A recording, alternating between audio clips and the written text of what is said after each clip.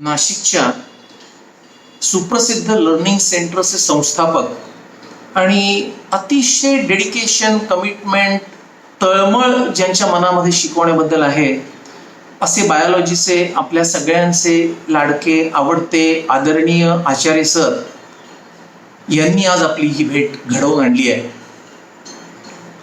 गेल्या वर्षी कुसुमाग्रज प्रतिष्ठानमध्ये अतिशय दिमागदार सोहळ्यामध्ये लर्निंग सेंटरनी प्राइज डिस्ट्रीब्युशन ऑर्गनाईज केलं होतं आणि त्यावेळी I had an opportunity to interact with lot of successful students of learning centre. त्याच्यातली बरीचशी मेडिकलला गेली होती, इंजिनिअरिंगला गेली होती आणि तिथे चर्चा चालू होती की IITला कोण गेलं, दुसऱ्या कॉलेजेसमध्ये कोण गेलं, मेडिसिनला जी गेली त्याच्यापैकी एम्सला कोण गेली, GSला कोण गेली, असं सगळं इंटरेस्टिंग इंटरॅक्शन होती. ती अजून पण मला अगदी ताजी वाटते वर्ष होऊन गेलं तरी. आता पोस्ट कोविड एरामध्ये प्रत्यक्ष भेट शक्य नाही, त्याच्यामुळे असं व्हर्च्युअल भेटायची आपण आता सवय करून घेतली पाहिजे. आपण आज बोलणार आहोत about designing our own future. Can we really design our own future? And if yes, then how can we? हा प्रश्न 9वी, 10वी, 11वी, 12वीच्या फॉर्मेटिव्ह इयर्स मधल्या तुम्हा सगळ्या विद्यार्थ्यांसाठी आणि त्यांच्या पालकांसाठी सुद्धा अतिशय इम्पॉर्टंट आहे.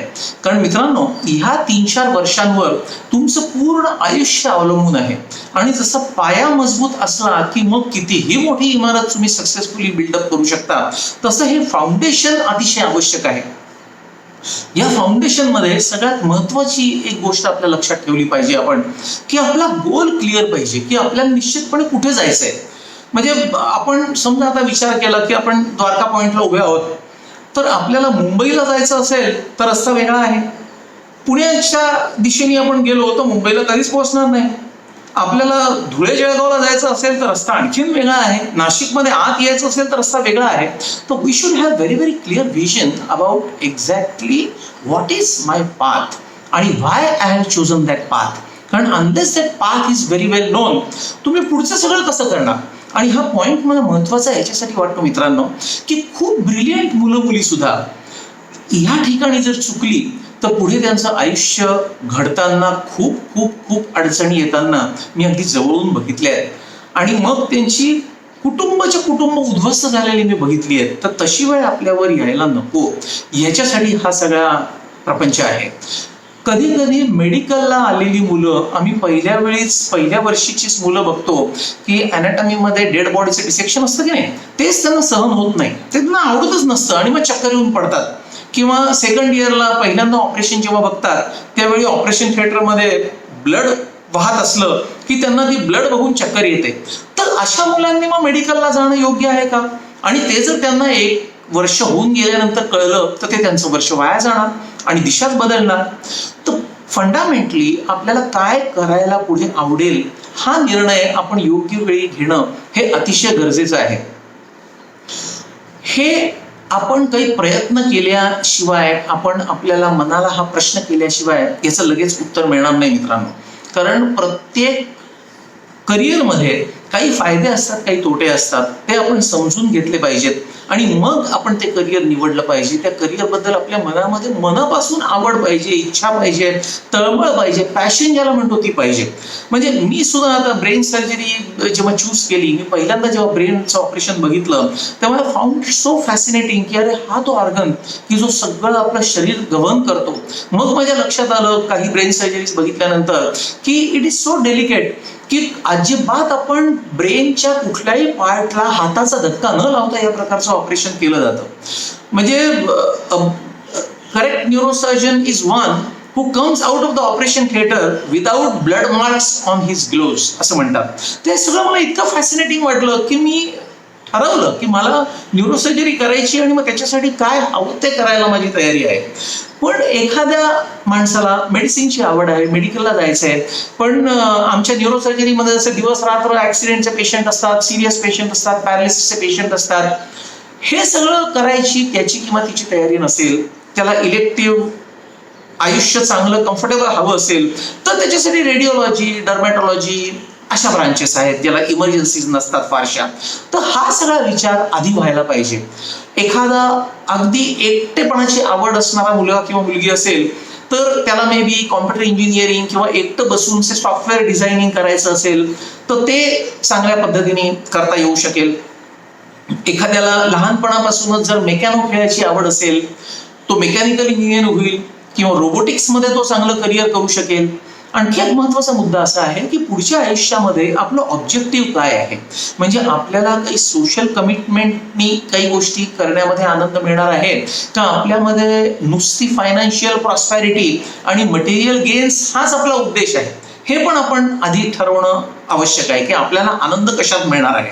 म्हणजे आमच्या मेडिकल करिअरमध्ये तर ही गोष्ट एक युनिक आहे की जेव्हा ऑपरेशन सक्सेसफुल झालेला पेशंट, म्हणजे आमच्याकडे न्यूरोसर्जरीमध्ये तर दोन्ही पायाचा पॅरालिसिस असलेला स्पायनल कॉर्डच्या ट्युमर्सचे पेशंट जेव्हा व्हीलचेअरवर येतात आणि ते स्वतःच्या पायावर चालत घरी जातात, जेव्हा रुग्ण बरावून घरी जातो ना तेव्हा त्याचा तो जो आनंद असतो, त्याच्या नातेवाईकांच्या डोळ्यामधले जे आनंद अश्रू असतात, त्यामुळे आपल्या मनाला जर आनंद होणार असेल तर दुसऱ्या कसल्याच गोष्टीची त्याची तुलना आपण करू शकत नाही. पण हा ज्याचा त्याचा आवडीचा प्रश्न आहे. एखाद्याला या प्रकारचा आनंद आवडेल, एखाद्याला एखादी छानपैकी बिल्डिंग तयार करण्यामध्ये क्रिएटिव्हिटीचा आनंद असेल, एखाद्याला उत्तमपैकी चित्र काढण्यामध्ये आवड असेल. तर ज्याला जी आवड आहे, आपल्याला मनापासून मुळात काय आवड आहे हे स्वतः डिफाईन करणं गरजेचं आहे. मी काही महिन्यापूर्वी एका मॅनेजमेंटच्या कॉलेजमध्ये माझं टॉक होतं, त्याच्यासाठी गेलो होतो. तर तिकडे मुलांशी इंटरॅक्शन करताना सुद्धा मला हाच एक फॅक्टर जाणवला की खूप मुलांना जस्ट हुशार आहेत, ऍडमिशन घ्यायची आहे, MBA करायचंय म्हणून ते आले आणि MBA मार्केटिंग करायचंय का MBA फायनान्स करायचंय ही आयडिया आधी क्लिअर नव्हती. जे मिळालं ते घेतलं आणि मग नंतर असं वाटलं की अरे मी त्या बाजूला गेलो असतो तर जास्त बरं वाटलं असतं. तर आधी असा सगळा विचार आपल्याला करायला पाहिजे. कॉर्पोरेट वर्ल्डशी आपलं काही एक्सपोजर नसताना आपण त्याच्याशी रिलेटेड करिअरमध्ये जर जम्प घेतली तर आपण यशस्वी होऊ का, हा एक खूप मोठा प्रश्न मनामध्ये उभा राहू शकतो. चार्टर्ड अकाउंटंट खूप जण बनतात आणि मग नंतर त्यांच्या लक्षात येतं की this is not their cup of tea. आधी असं व्हायला नको. मला काय वाटतं मित्रांनो की आपल्याला फंडामेंटली हे करिअर चूज करताना तुम्ही 11वी-12वी मध्ये असताना तुम्हाला ह्याचं फारसं काहीतरी एक्सपोजर नसतं आणि ते एक्सपोजर ॲडिक्वेटली असणं खूप खूप खूप गरजेचं आहे. कारण based on that you are going to make your decision. एखादी गोष्ट आपल्याला माहितीच नसली तर ती चांगली आहे का वाईट आहे, ती मला पूर्ण आयुष्यभर करायला आवडेल का नाही, हे मी कसं बरं ठरवणार. आपण साधा एखाद्या ठिकाणी मोठ्या समारंभाला जेवायला गेलो तर तिथे बुफे असतो, बरीचशी टेबल्स मांडलेली असतात. त्यावेळी पहिल्याच टेबलवर आपल्याला पाणीपुरी दिसली छानपैकी तर आपण पोटभर पाणीपुरी खातो का, नाही खात. आपण एक चक्कर मारून येतो की काय काय आहे, साऊथ इंडियन आहे, नॉर्थ इंडियन आहे, आपल्या आवडीचं काय आहे, स्वीट काय आहे, आणि मग जे आपल्याला आवडणार आहे ते आपण व्यवस्थित डिशमध्ये घेतो. तर फंडामेंटली मला असं वाटतं you all should have basic exposure to various types of careers. म्हणजे डॉक्टर असो, वकील असो, इंजिनियर असो, प्रोफेसर असो. एखाद्याला टीचिंगची आवड असेल, आचार्य सरांना तुम्ही बघता की दॅट इज हिज पॅशन, की शिकवलं कीच त्यांना बरं वाटतं. म्हणजे वर्षानुवर्ष ते शिकवतायत पण steel in a innovative way he steel enjoys teaching. तर अशा प्रकारची आपल्याला आवड आहे का हे जाणून घेण्यासाठी या सगळ्या प्रोफेशनल्सना आपण मुद्दाम जाऊन भेटलं पाहिजे. आणि आय एम शुअर की most of the successful professionals would be more than happy to meet you.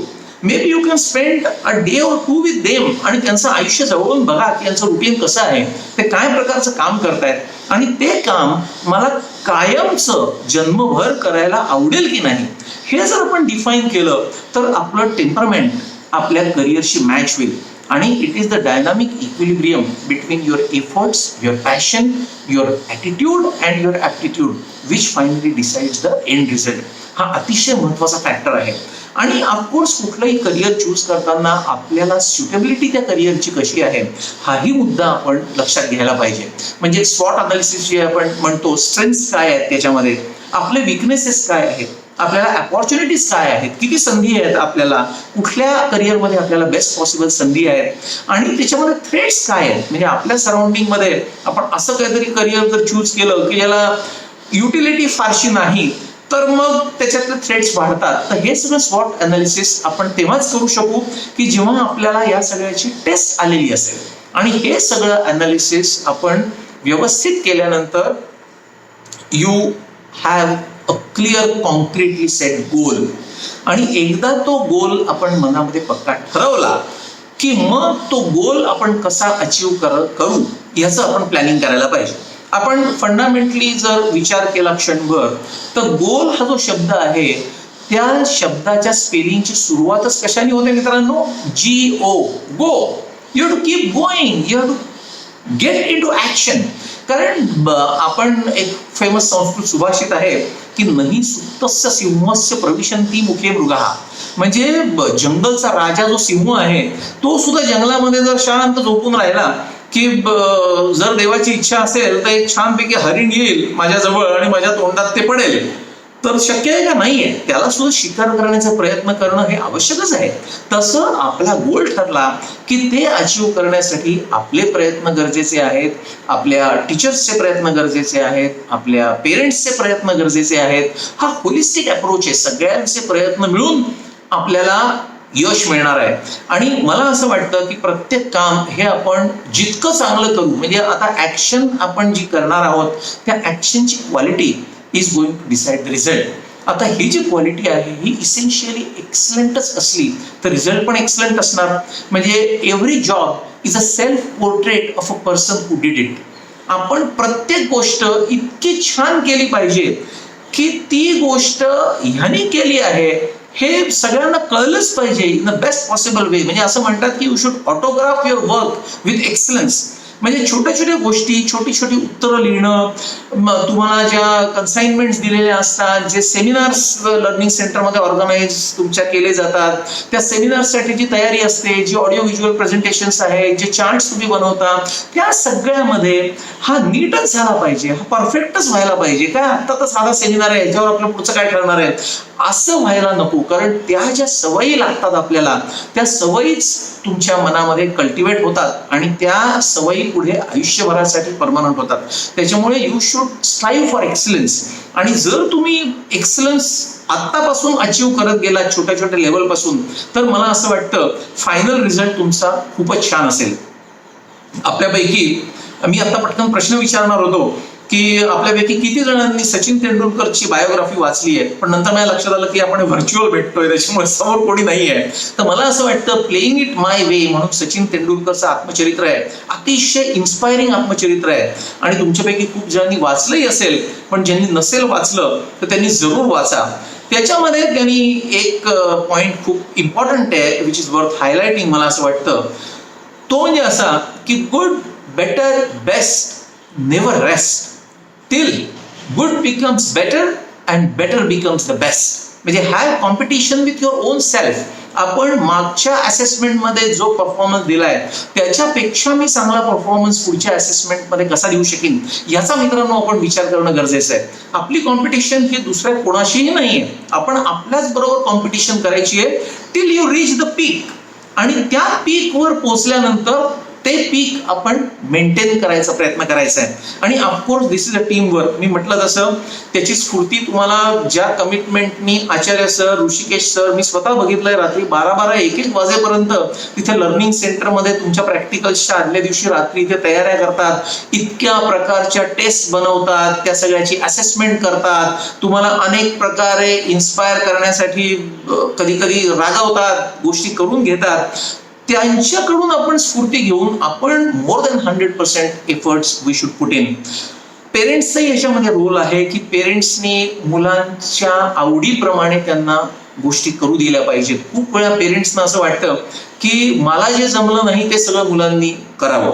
माझी जी इच्छा आहे, माझी जी आवड आहे ती मुलांवर आपण जर थोपवली आणि मुलांची आवड कुठेतरी वेगळीच असली तर ते मूल यशस्वी व्हायची शक्यता खूप कमी आहे. ऑफकोर्स पेरेंटिंग हा खूप वेगळाच विषय आहे. आणि आता इनफॅक्ट नॅशनल पेरेंट्स डेला राष्ट्रीय स्तरावर एक चर्चासत्र आयोजित केलं होतं. त्याच्यामध्ये मी पेरेंटिंगवर फुल्ली बोललो होतो, म्हणजे तो एक तासाभराचा स्वतंत्र विषय होईल.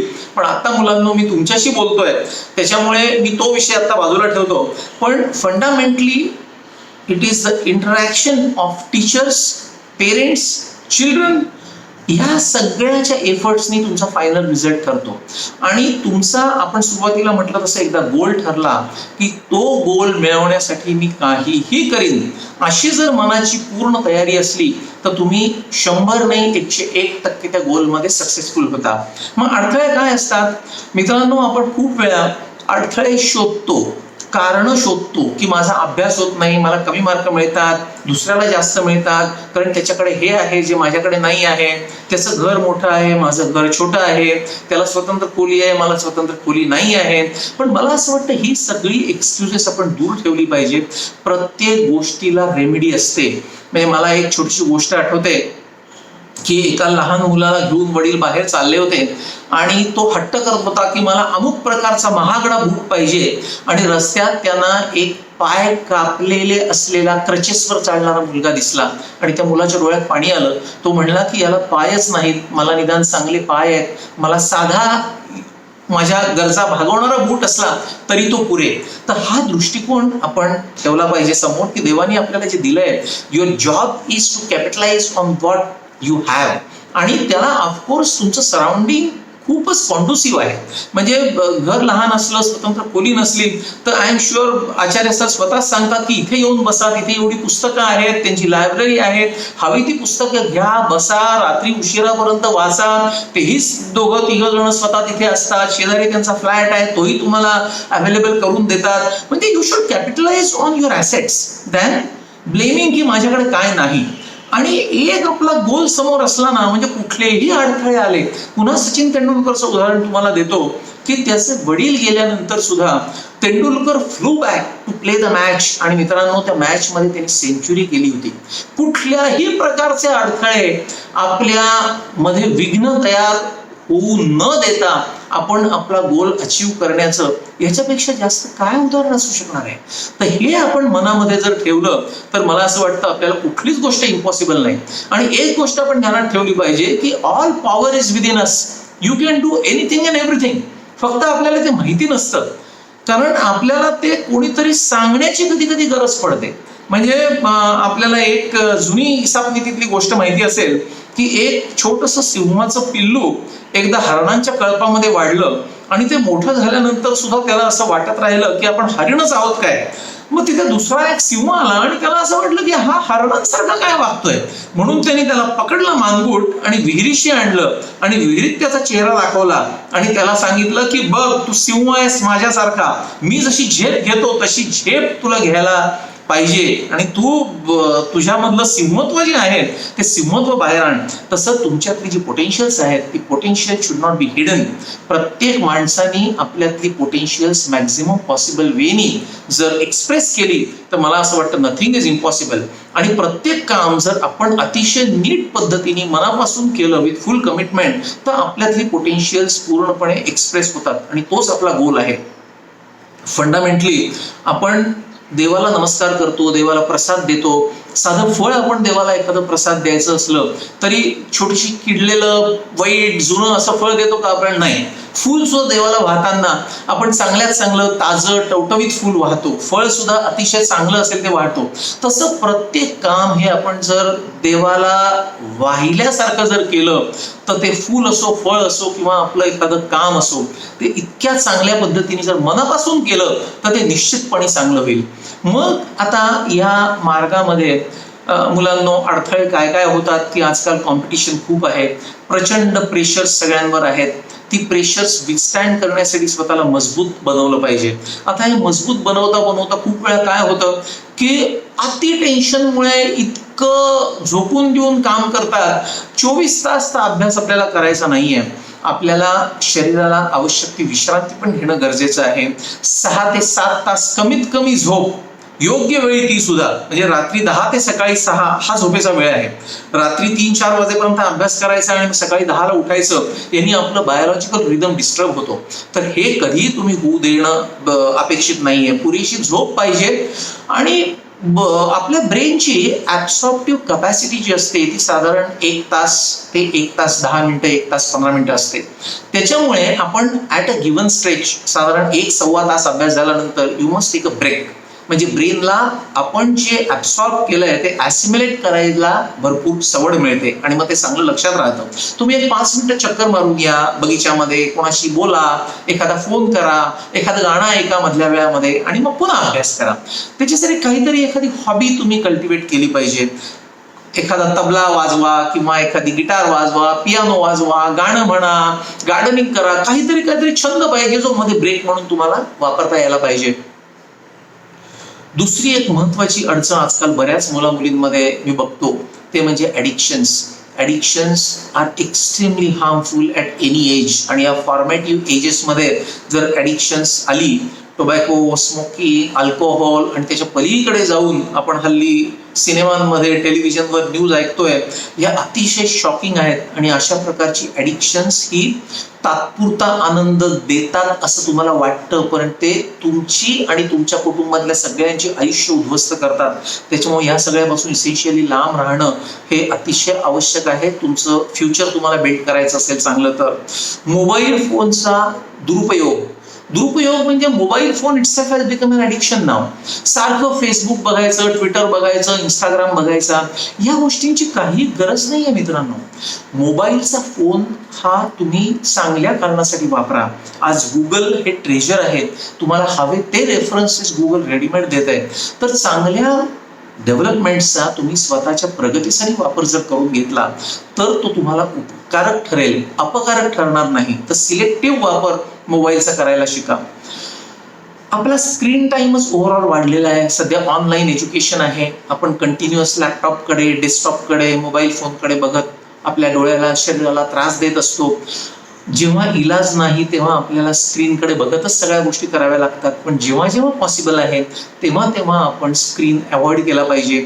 जेव्हा जमेल त्यावेळी मोठ्यात मोठा स्क्रीन प्रिफर केला पाहिजे. म्हणजे मोबाईल फोनपेक्षा लॅपटॉप किंवा मोठ्या स्क्रीनचा डेस्कटॉप हा जास्त प्रेफरेबल आहे. स्मार्ट टेलिव्हिजन आता आलेत. स्मार्ट टेलिव्हिजनवर, टेलिव्हिजनच्या मोठ्या स्क्रीनवर आणखीन डोळ्याला कमी त्रास तुमचा होण्याची शक्यता आहे. हे पॉइंट्स खूप महत्वाचे आहेत.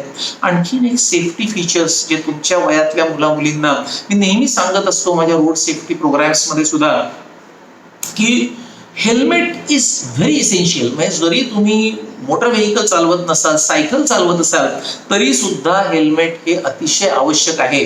कारण खूप वेळा ब्रेन ट्युमर आणि पॅरालिसिस, ब्रेन हिमरेजचे पेशंट्स आम्हाला विचारतात की डॉक्टर हे आम्हाला का झालं, हे कसं टाळता येईल. तर ब्रेन ट्युमर का झाला याचं उत्तर आमच्याकडे नसतं, तो कसा टाळता येईल याचंही कॉन्क्रीट उत्तर नसतं. पण ऍक्सिडेंटमुळे जे पेशंट्स, यंगस्टर्स आमच्याकडे येतात आणि मग स्कल फ्रॅक्चर्स, त्याची आम्ही ऑपरेशन्स करतो, अनकॉन्शियस असतात 2-2, 4-4 दिवस व्हेंटिलेटरवर असतात, तेव्हा अतिशय वाईट वाटतं की सिम्पली हेल्मेट घालून या सगळ्या गोष्टी टाळता आल्यासारख्या असतात. बऱ्याच वेळा आई वडील कौतुकाने, प्रेमाने हेल्मेट घेऊन पण देतात, पण ते वापरत नाहीत, ते मागे लावून ठेवतात नुसतं. तर हे आपण टाळलं पाहिजे. माझ्याकडे एका इंजिनिअरिंग कॉलेजचा मुलगा मागच्या वर्षी ऍडमिट होता. एकुलता एक मुलगा, आई वडिलांचा, हेल्मेट घेऊन दिलेलं पण हेल्मेट घरी ठेवून तो मोटरबाईकवर गेला. He met with an accident. स्कलची 3 फ्रॅक्चर्स होती. आम्ही ऑपरेशन केलं. He was unconscious for quite some time. नंतर चांगला झाला. पण त्यावेळी त्या 3-4 दिवसामध्ये आई वडिलांच्या तोंडचं पाणी पळालं आणि त्यांच्या डोळ्यातले जे अश्रू होते, त्या अश्रू मला असं वाटतं आपल्या आई वडिलांच्या डोळ्यात कधीच येऊ नये. असं तुम्हाला वाटत असेल तर इसेन्शियली तुम्ही सगळे हेल्मेट घाला. आणखी एक महत्वाचा फॅक्टर आहे तो म्हणजे व्यायाम. आजकाल अभ्यासामध्ये एवढे घडून जातात की व्यायामालाच महत्व देत नाही. पण तुम्हाला लोकमान्य टिळकांचं उदाहरण माहित आहे की पुढे आजार होऊ नाहीत त्याच्यामुळे 1 वर्षाची गॅप घेऊन लोकमान्य टिळकांनी शरीर सौष्ठव मिळवलं होतं. आणि हेल्दी माइंड आणि healthy body go hand in hand. And true intelligence lies only with healthy mind आणि हेल्दी बॉडी. तर रोज हा व्यायाम हा झालाच पाहिजे. 15 ते 20 मिनिटं व्यायामासाठी जर तुम्ही दिली नाहीत तर तुम्हाला वेगवेगळ्या प्रकारचे पुढे प्रॉब्लेम्स येतील, हे लक्षात ठेवलं पाहिजे. त्याच्या शिवाय आणखीन एक महत्वाचा मुद्दा म्हणजे करेक्ट डाएट. आपण ठराविक वेळी योग्य पौष्टिक आहार घेतला पाहिजे. हल्ली जेवणाच्या वेळा पाळल्या जात नाहीत. रात्री उशिरा, कधीतरी 11-12 वाजता काहीतरी ब्रेड, पिझ्झा, बर्गर्स अशा गोष्टी खाल्ल्या जातात आणि नंतर झोपलं जातं. मित्रांनो, झोपायच्या 2 तास आधी जेवण हे गरजेचं आहे. म्हणजे संध्याकाळचं जेवण हे साधारण 7, 8, मॅक्झिमम 9 पर्यंत व्हायला पाहिजे आणि दुपारचं जेवण 11, 12, 1च्या सुमारास व्हायला पाहिजे. या जेवणामध्ये आपण इसेन्शियली ॲडिक्वेट सप्लाय ऑफ प्रोटीन्सला महत्त्व दिलं पाहिजे. बीन्स, सिरियल्स, डाळी आपण जे म्हणतो ना, डीन ऑर्निश म्हणून एक फेमस डायटॉलॉजिस्ट आहे, कार्डिओलॉजिस्ट आहे, त्याचं एक पुस्तक आहे ऑन करेक्ट डाएट. त्यांनी सांगितलंय की classical Maharashtrian Indian diet is the best balance diet. वरण, भात, भाजी, पोळी, आमटी हे जे आपण जेवतो ते खूप चांगलं जेवण आहे. तर यू शुड रिस्ट्रिक्ट टू दिस. आणि हे जर आपण ॲडिक्वेटली केलं तर मला असं वाटतं आपलं शरीर आणि मन हे नक्कीच हेल्दी राहील. आपल्या डाएटमध्ये there has to be adequate supply of vitamins. म्हणजे गाजर आहे, बीट आहे, टोमॅटोज आहेत, याच्यामध्ये विटॅमिन ए आहे, लिंबू आहे, मोसंबी आहे, याच्यामध्ये विटॅमिन सी आहे. सध्या आपण इम्युनिटी बिल्डिंगसाठी या सगळ्या गोष्टींचं महत्त्व ऐकतोच आहे करोना सुरू झाल्यापासून. पण this should be a part and parcel of our lifestyle. High fibres आपल्या इंटेस्टिनल मोटिलिटीसाठी फार गरजेचे आहेत. त्याच्यासाठी आपण ग्रीन लिफी व्हेजिटेबल्स, पालेभाज्या या खाल्ल्या पाहिजेत. दह्यामध्ये टायरोसिन आहे, आपल्या सगळ्यांना माहिती आहे. त्यांनी नॉर ॲड्रिनालिन मॅन्युफॅक्चरसाठी that is the main agent which is responsible. त्याच्यामुळे रोज हे ताजं दही, बटरमिल्क हे आपण खाल्लं पाहिजे. DHA सारखे इम्पॉर्टंट एलिमेंट्स जे आहेत ते सोयाबीन्स, बदाम याच्यामध्ये आहेत. त्याच्यामुळे ड्रायफ्रुट्स आणि ताजी फळं हे दोन्हीही आहारामध्ये असणं हे अतिशय गरजेचं आहे.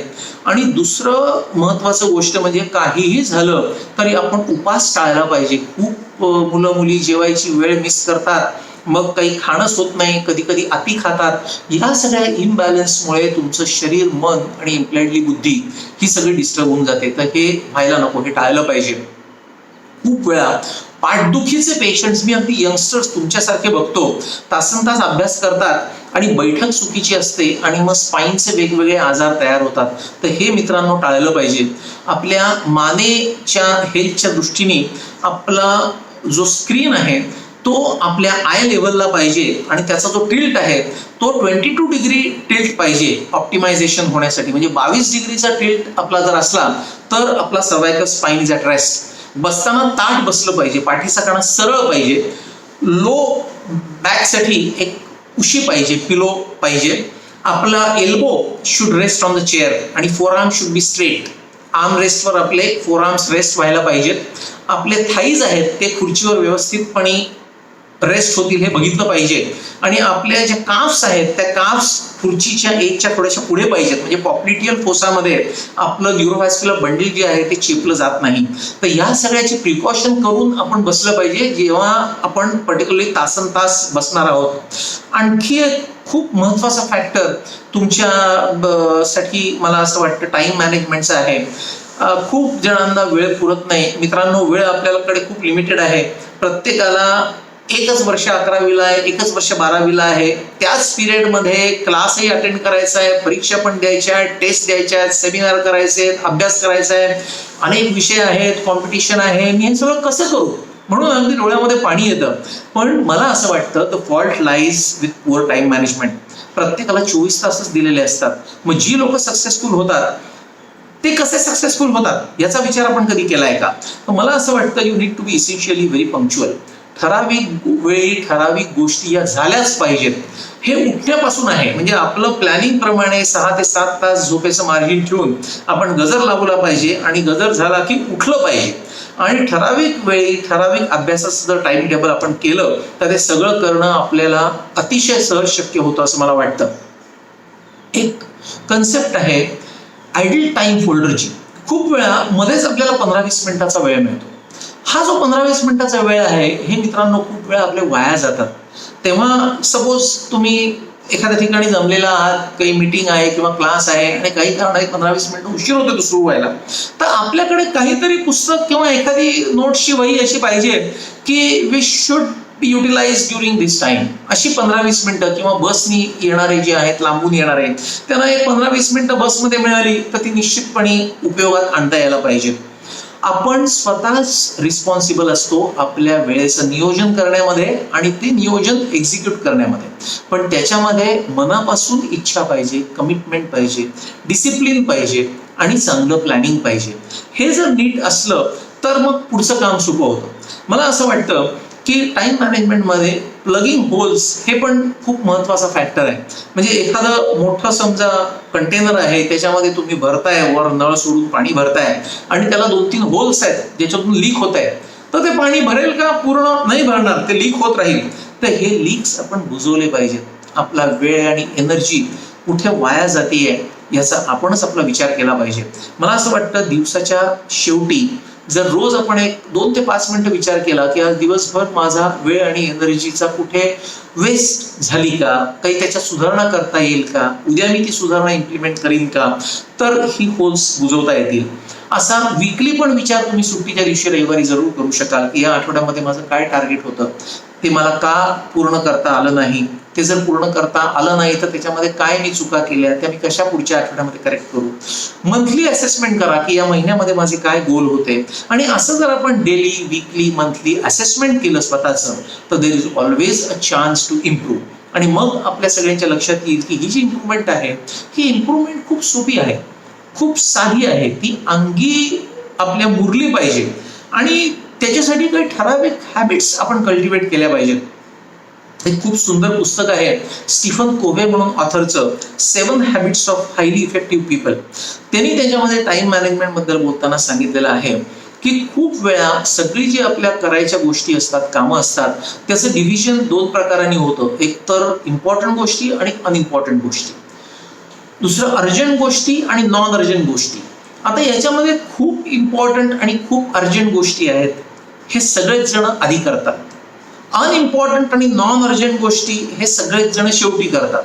खरं जे डायनामिक्स आहे ते डायनामिक्स नॉन अर्जंट आणि इम्पॉर्टंट असलेली गोष्ट वर्सेस अर्जंट आणि अनइम्पॉर्टंट असलेली गोष्ट याच्या चॉईस मध्ये आहे. आणि खरी जी माणसं पुढे जातात ती definitely important but non urgent थिंग्सना प्रायोरिटी देतात ओव्हर अर्जंट आणि अनइम्पॉर्टंट थिंग. म्हणजे एखादी गोष्ट अर्जंट जरी वाटली पण ती जर इम्पॉर्टंट नसली तर ती सोडून द्यायची.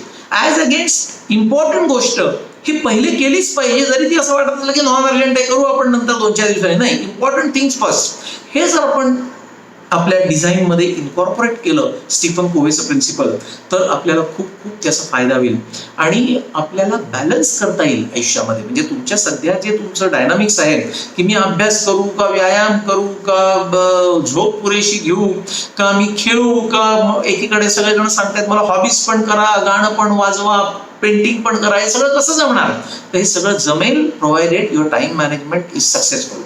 आता कॉमनली महत्वाचा प्रश्न खूप जण मला म्हणतात की आपली मेमरी कशी वाढवायची, इंटेलिजन्स कसा वाढवायचा. तर अप टू सम एक्सटेंट या गोष्टी वाढवता येतात. पण मित्रांनो, हे खूप खूप मोठे टॉपिक्स आहेत. म्हणजे याच्यावर 1 तासाचा पूर्ण आपल्याला डिटेल बोलावं लागेल. अगदी थोडक्यामध्ये काही टिप्स मी अशा देईन तुम्हाला की मेमरीचे 3 कंपोनंट्स असतात. एक म्हणजे रजिस्ट्रेशन ऑफ मेमरी.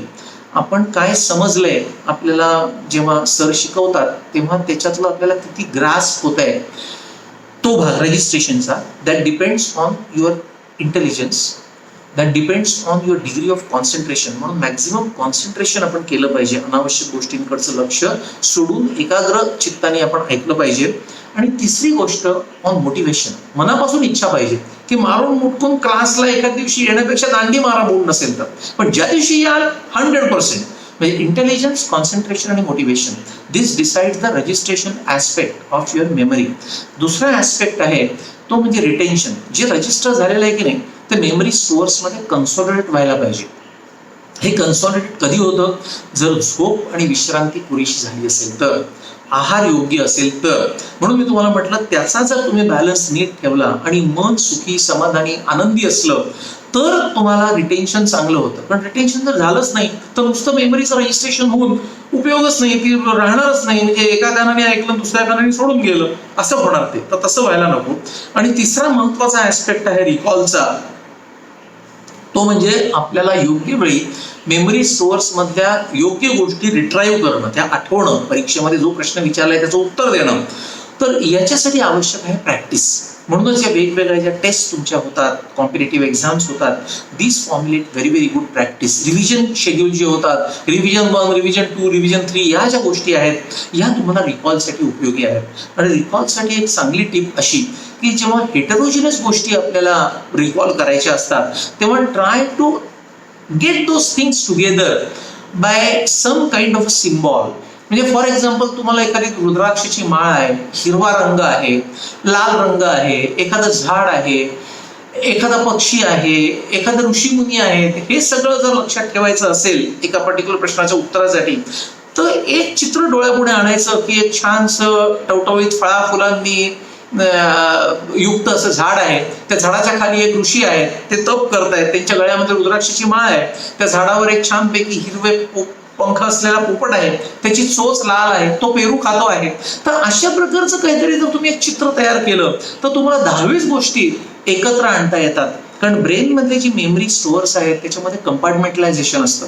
आपण लायब्ररीमध्ये जातो की नाही, तिथे कसे सेक्शन्स असतात, हिस्ट्रीची पुस्तकं वेगळी, बायोलॉजीची वेगळी, फिजिक्सची वेगळी, केमिस्ट्रीची वेगळी, तशी ब्रेनमध्ये कंपार्टमेंटलायझेशनची सोय आहे. तर ते आपण जसं कपाट आपलं लावतो, लायब्ररी लावतो, तसं आपल्या ब्रेनमधल्या मेमरीज लावल्या पाहिजेत आपण जेव्हा रिव्हिजन करतो तेव्हा.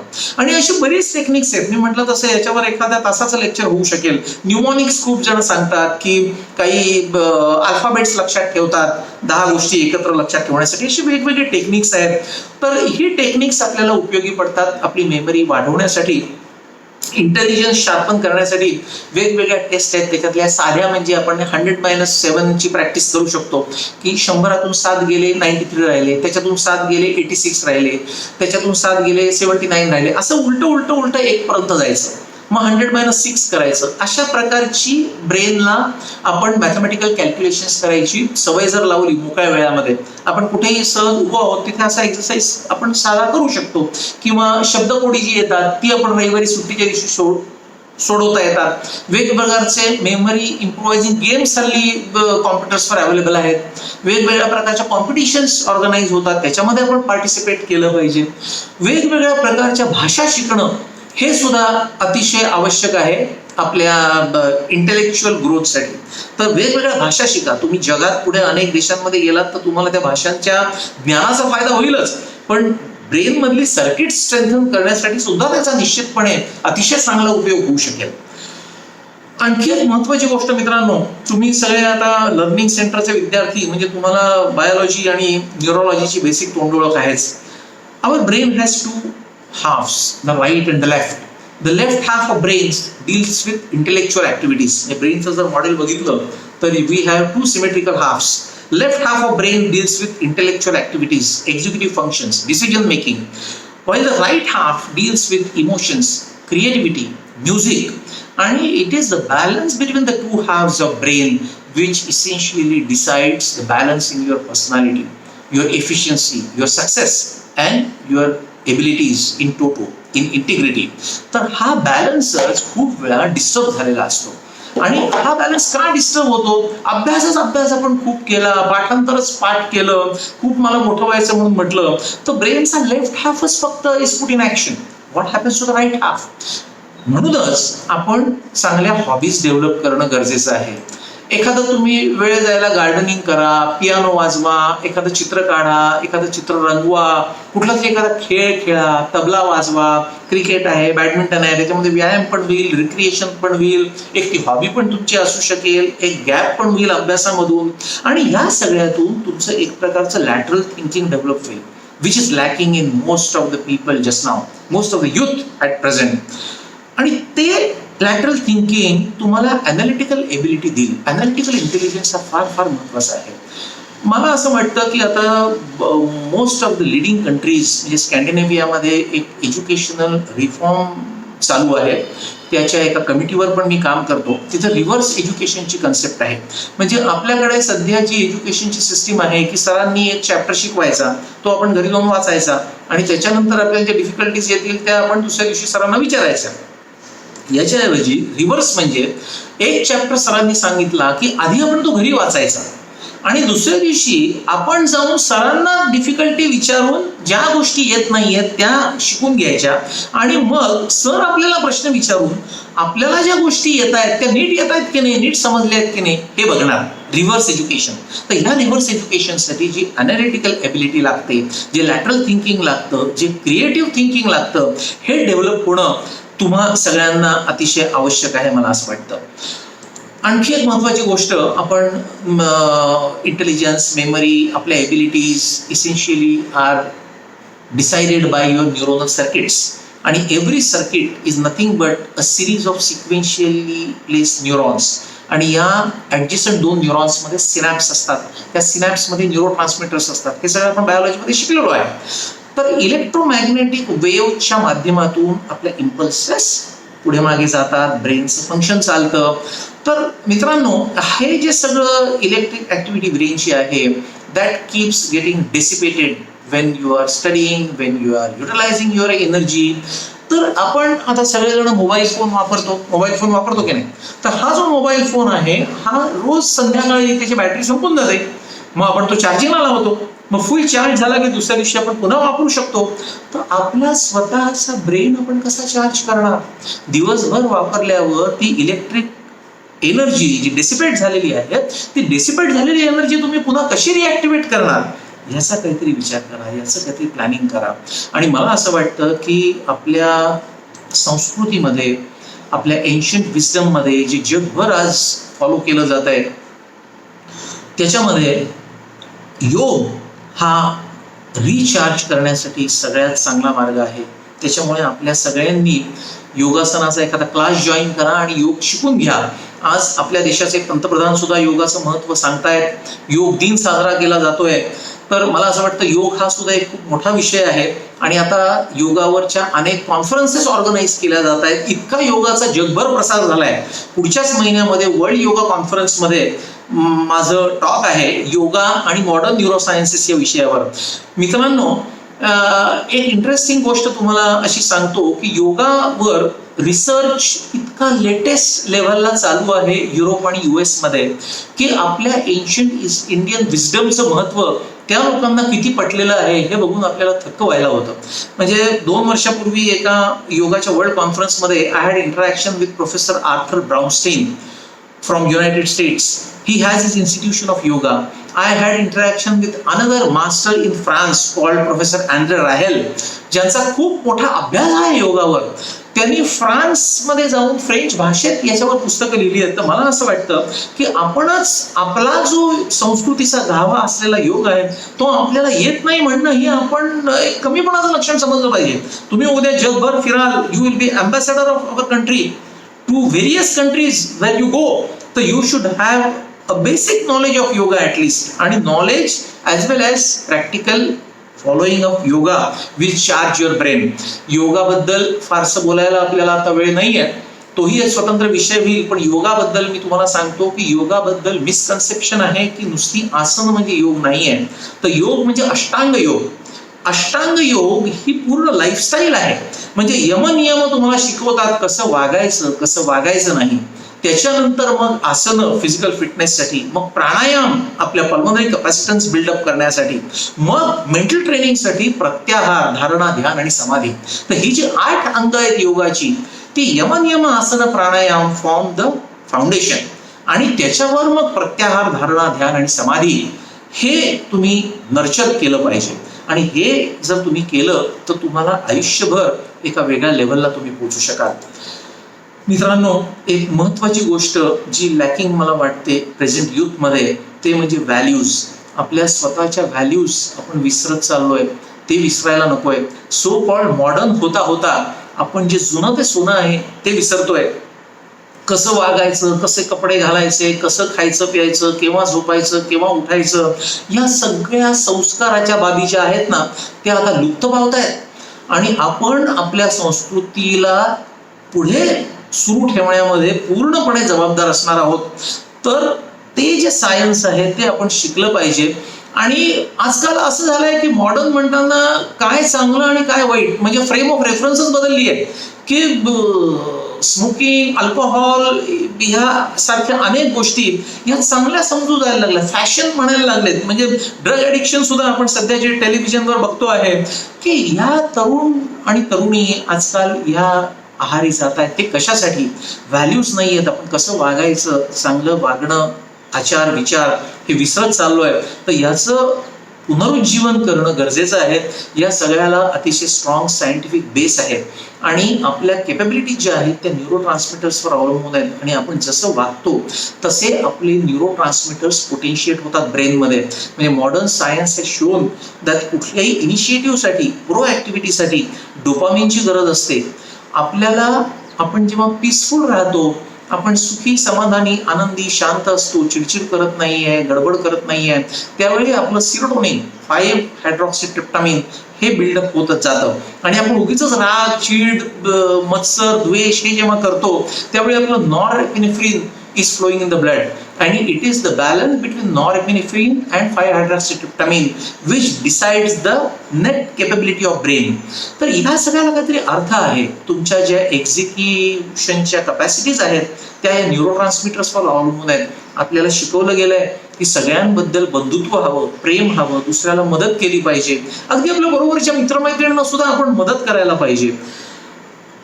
ते मदत करण्यामध्ये, परोपकार करण्यामध्ये love and affection and bonds amongst each other essentially strengthen the levels of oxytocin and prolactin in your blood, which have positive influence on the health of several body tissues and organs, and they have protecting mechanisms to prevent various diseases affecting various organs including cancer. तर हे इतकं महत्त्वाचं आहे. त्याच्यामुळे तुम्ही कसं वागायचं, कसं बोलायचं हे आपल्या संस्कारांप्रमाणे, आपल्या आचरणाप्रमाणे जर वागलात तर ते फार चांगलं होईल. मित्रांनो, आपल्याच देशामध्ये या सगळ्या गोष्टी सांगायची गरज आहे हे बघून वाईट वाटतं. फंडामेंटली इतर लोकांमध्ये, इतर देशांमध्ये जेवढी त्यांच्या संस्कृतीबद्दल आदर आहे तेवढाच आपणही आपल्या संस्कृतीबद्दल आदर पाळला पाहिजे. मी काही दिवसापूर्वी वर्ल्ड स्ट्रोक कॉन्फरन्स झाली होती कोरियामध्ये, सेऊलमध्ये. तिथे माझं प्रेझेंटेशन होतं म्हणून मी सेऊलला गेलो. तर इंचिऑन इंटरनॅशनल एअरपोर्ट हे जे सेऊलचं एअरपोर्ट आहे, that airport has been awarded as the best international airport in the world consecutively for 3 times. तर त्या इंचिऑन एअरपोर्टवर मी माझ्या फ्लाईटला वेळ होता म्हणून थांबलो होतो. तर तिथे एक कोरियन कल्चरल हेरिटेज सेंटर आहे, खूप सुंदर कल्चरल हेरिटेज सेंटर आहे आणि तिथे कोरियन कल्चरची अतिशय सखोल माहिती दिलेली आहे. तर मला असं वाटतं की तिथे त्यांचा उत्साह, त्यांची museums, they are so proud of their culture, की मला असं वाटलं की अशीच म्युझियम आपल्या कल्चरची ठिकठिकाणी पाहिजे. म्हणजे आवर youth will be motivated to abide to our own culture, our own philosophy, our own heritage. आणि ते जर आपण नर्चर केलं तर आपण एक चांगलं व्यक्ती बनू. कारण मित्रांनो, नुसतं हुशार असून, पहिला नंबर येऊन, 100 out of 100 मार्क मिळवून किंवा मेडिकल, इंजिनिअरिंग, लॉ जिथे तुम्हाला ऍडमिशन पाहिजे तिथे ऍडमिशन मिळून आपण खूप सक्सेसफुल झालो अशी जर तुमची कल्पना असेल तर मला असं वाटतं you have very limited and incomplete idea of true success in life. आज आपण बघतो आर्टिफिशियल इंटेलिजन्स वाढलाय, जग पुढे जात आहे, गुगल कार्स ड्राईव्ह केल्या जात आहेत ऑन द रोड. लोक चंद्रावर नाही मंगळावर जायची स्वप्न बघतायत, ती प्रत्यक्षात पण येत आहेत. पण सुख, समाधान, शांती हरवतीये आणि एम्पथी ही दुर्मिळ होतीये. एकमेकांबद्दलची आपुलकी, प्रेम. There has been a dichotomy between rights and responsibilities. प्रत्येकाला हक्क हवेत की हे माझा हक्क आहे, मी माझ्या हक्कांसाठी भांडेन. पण हक्क आणि responsibilities, rights and responsibilities are 2 sides of a coin हे आपण विसरतोय. तर आपली रिस्पॉन्सिबिलिटी काय आहे, how you react to situation. त्यावेळी आपल्यामध्ये इतरांबद्दल प्रेम, आपुलकीची भावना आहे का, हे सगळं बघण्याची आज अतिशय गरज निर्माण झाली आहे. कारण सुख, समाधान, शांतीची मुळं तिथे आहेत. म्हणजे नुसतं हुशार असून, इंटेलिजंट खूप असून ऐक्यूला महत्व नाहीये. मगाशी आपण बघितलं तसं फिजिकल कोशंट आपला खूप महत्वाचा आहे. Physical fitness, diet, exercise, sleep हे आपण मगाशी बघितलं. फिजिकल कोशंटच्या नंतर तुम्ही इंटेलिजंट कोशंट, आयक्यूला महत्व देऊ शकता. त्याच्या पुढची पायरी is strengthening your emotional quotient. तुमच्या भावनिक समाधान, एकमेकांशी नाती, रिलेशनशिप मॅनेजमेंट हे पण तेवढंच महत्वाचं आहे. आणि त्याच्या पलीकडे people now talk about spiritual quotient, dialogue with your own self, अध्यात्म. आपल्या संस्कृतीमध्ये पूर्वी लहानपणी गुरुच्या घरी शिक्षणाला गेल्यानंतर गुरुगृही 12 वर्ष राहून अध्यात्माची बैठक तयार व्हायची. आज लोकांची चुकीची कल्पना आहे की अध्यात्म म्हणजे म्हातारपणी करायची गोष्ट आहे रिटायरमेंट झाल्यानंतर. तसं नाही आहे. तर मला असं वाटतं SQ building, spiritual quotient building also is an essential part of nurturing your personality. म्हणजे physical quotient, intellectual quotient emotional question आणि स्पिरिच्युअल क्वेश्चन या सगळ्याच गोष्टी बिल्डअप करणं फार फार गरजेचं आहे. आणि जेव्हा तुम्ही हुशारी म्हणता किंवा इंटेलिजन्स म्हणता, it is not always and only mathematical intelligence. Intelligence हे 10 प्रकारचे आहेत मित्रांनो. हे 10 इंटेलिजन्स जो बिल्डअप करतो तोच खऱ्या अर्थाने यशस्वी होतो. मॅथमॅटिकल इंटेलिजन्स हा तर आहेच, पण त्याच मॅथमॅटिकल इंटेलिजन्स बरोबर कायनेस्थेटिक इंटेलिजन्स तेवढाच महत्वाचा आहे, म्हणजे फिजिकल फिटनेस. लिंग्विस्टिक इंटेलिजन्स तेवढाच महत्वाचा आहे, आपली भाषा, आपलं एक्सप्रेशन, आपली एबिलिटी टू कम्युनिकेट. कारण आपण खूप वेळा बघतो थेअरीमध्ये खूप मार्क मिळवतात आणि व्हायवामध्ये माहीत असून उत्तरं देता येत नाहीत, कारण हा लिंग्विस्टिक एक्सप्रेशनचा इंटेलिजन्स नसतो. तर तोही आपण प्रयत्न करून बिल्डअप व्हायला गरजेचं आहे. एक इंट्रापर्सनल इंटेलिजन्स आहे, मी आता म्हटलं तसं स्वतःची स्वतःला ओळख. इंट्रापर्सनल इंटेलिजन्स की मला काय आवडतंय, मी काय केलं तर यशस्वी होईल, मला कुठल्या रस्त्याने जायचं आहे, मी कसा ॲटिट्यूड डिसाईड करू माझा, त्याच्यासाठी माझा ॲप्टिट्यूड मी कसा डिफाईन करीन. आणखीन एक महत्त्वाचा इंटेलिजन्स आहे natural intelligence, connecting with nature. मी म्हटलं तसं नुसतं बुकवर मूव उपयोग नाही आहे, बाहेर जा, मोकळ्या निसर्गाशी तुम्ही एक प्रकारचं try to have a dialogue with nature. त्यासाठी नेचर ट्रेल्स ऑर्गनाईज करा, छोट्या छोट्या ट्रिप्स करा. मला माहित आहे लर्निंग सेंटरच्या ट्रिप्स अनेक वर्ष होतात, आता सध्या करोनामुळे त्या होत नसतील, पण अगदी तुमच्या बगीचात तुम्ही फिरलात आणि even if you try to establish a dialogue with the plants, with the trees, with the birds, तरी सुद्धा तुम्ही निसर्गाशी एक सानिध्य आणि एक डायलॉग एस्टॅब्लिश केला असं होईल. आणखी एक महत्वाचा इंटेलिजन्स आहे तो म्हणजे स्पॅशियल इंटेलिजन्स, 3 डायमेन्शनल ओरिएंटेशन. लहान मुलं मेकॅनो बनवतात, पत्त्याचा बंगला आपण लहानपणी बनवायचो. माउंटेनिअरिंगच्या वेळी आपल्याला 3 डायमेन्शनल डेप्थ येते, ती नदी, ते उडणारे पक्षी, तो समुद्र, ह्या सगळ्या गोष्टींचं ओरिएंटेशन ब्रेनमध्ये होणं हे स्पेसिफिक प्रकारची न्यूरोनल सर्किट्स फॉर्म करायला अतिशय गरजेचं आहे. म्युझिकल इंटेलिजन्स हा आपल्या राईट साईड ऑफ द ब्रेनच्या आरोग्यासाठी अतिशय आवश्यक आहे. आपण एखादं गाणं ऐकलं की त्या गाण्याची धून, त्या गाण्याचा टोन, त्या गाण्याचं पिच, त्या गाण्याचा रिदम आपल्याला आवडला तर आपण ते गाणं गुणगुणतो. एक युनिफाईड फील त्या गाण्याचं यायला पाहिजे, ते गाणं आपल्या अंगामध्ये मुरलं पाहिजे. हा म्युझिकल इंटेलिजन्स आपण जर नर्चर करू शकलो तर आपला राईट हेमिस्फिअर चांगल्या प्रकारे स्टॅबिलाइज होऊ शकतो. आणखी एक महत्त्वाचा इंटेलिजन्स मला असं वाटतं सोशल इंटेलिजन्स, रिलेशनशिप मॅनेजमेंट. आपण एकमेकांवर प्रेम केलं पाहिजे, आपल्या मित्रमैत्रिणींवर प्रेम केलं पाहिजे, घरातल्या माणसांवर प्रेम केलं पाहिजे, भावा बहिणींवर प्रेम केलं पाहिजे. मित्रांनो, वाईट वाटतं, आम्ही अनेक पेशंटशी जेव्हा बोलतो किंवा सिरियस पेशंट आमच्याकडे ॲडमिट असतात तेव्हा आम्हाला आपापसातल्या संबंधांबद्दल खूप काही शिकायला मिळतं आणि दुर्दैवाने वाईट वाटतं की आपण आपापसातलं प्रेम हरवून बसलोय आणि ते शिकवण्याची आज गरज आहे. त्याच्यामुळे मला असं वाटतं relationship management also is one very very very important aspect of everybody's personality. Emotional intelligence आपण मगाशी म्हटलं, बॉन्ड्स आणि अटॅचमेंट, एक डॅनियल गोलमनचं खूप सुंदर पुस्तक आहे इमोशनल इंटेलिजन्स बद्दल. तो का गरजेचा आहे, तो कसा वाढवता येईल, तो कसा ॲसेस करता येईल, आपल्या सगळ्यांनी तो वाचा. आणि सगळ्यात शेवटचा पण महत्त्वाचा इंटेलिजन्स म्हणजे एक्झिस्टेन्शियल इंटेलिजन्स, की मी या मोठ्या विश्वामध्ये कुठे माझं स्थान आहे.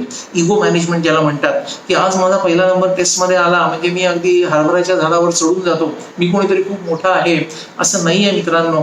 एवढ्या मोठ्या विश्वाच्या पसारात तुम्ही कोणीतरी छोटे आहात. तुम्हाला आज एक यश मिळालेलं आहे, तुम्हाला आणखीन यश मिळायचं आहे आणि ते यश तुम्ही समाजाच्या उपयोगासाठी वापरलं तर तुम्हाला जे सुख, समाधान, शांती मिळणार आहे तीच तुम्हाला खऱ्या अर्थाने मोठं करणार आहे.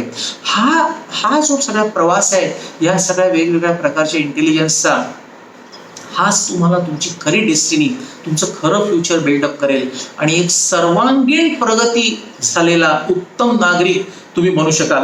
मला तुमच्याशी खूप काही बोलायला आवडेल, पण मला असं वाटतं की आता मी तुम्हाला जे पॉईंट सांगितलेत ते सगळे अगदी थोडक्यात समराईज करतो.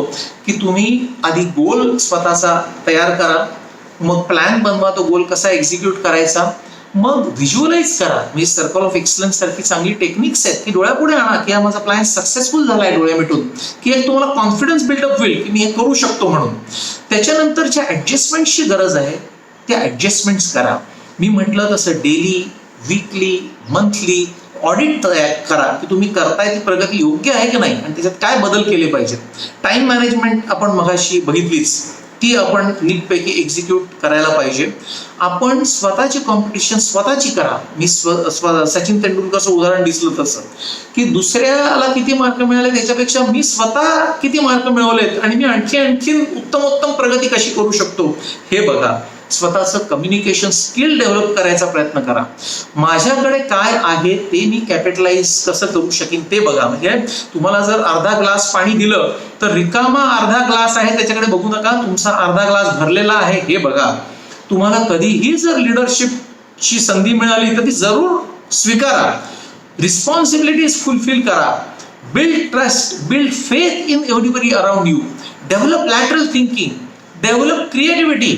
मी म्हटलं तसं develop hobbies, may it be painting, may it be sculpture, may it be drawing, may it be singing, may it be gardening. ते मनापासून करा. स्वतःचं मन एकाग्र करा. मी तुम्हाला योगाचं महत्व सांगितलं. योगासारखं दुसरं टेक्निक नाही शरीर आणि मन याची सांगड घालणारं. आणि रिलेशनशिप मॅनेजमेंट करा. म्हणजे तुम्ही सतत हसतमुख राहाल. आणि हसतमुख मन असलं, तुम्ही सतत हसतमुख असलात की मला असं वाटतं तुमचं सगळंच हेल्थ इम्प्रूव्ह होते.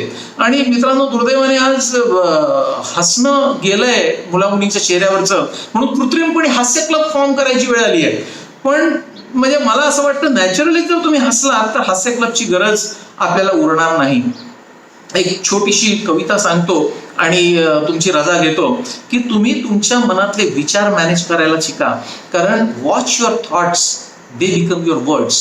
Watch your words, they become your actions. Watch your action, they become your habits. Watch your habits, they become your character. Watch your character and they become your destiny. We started the subject of designing your own destiny, planning your own destiny, planning your own future. And the answer is yes, it can very well be planned, very well be executed, and you can be on the top of the world. पण एक गोष्ट लक्षात ठेवली पाहिजे. Give the world the best you have and then the best will come back to you. Have a mission, nurture passion for that mission, but don't forget compassion for your friends, for your families, for your brothers, sisters, for everybody around you. And friends, to end, I would wish you all the best for a great journey ahead and best wishes to achieve not only what you have aimed at, but I wish you all success for overshooting your dreams and achieving your targets beyond your own imagination and expectation. पण त्याच्यासाठी स्वामी विवेकानंदांनी सांगितलंय तसं action पाहिजे, नुसतं बसून होणार नाही.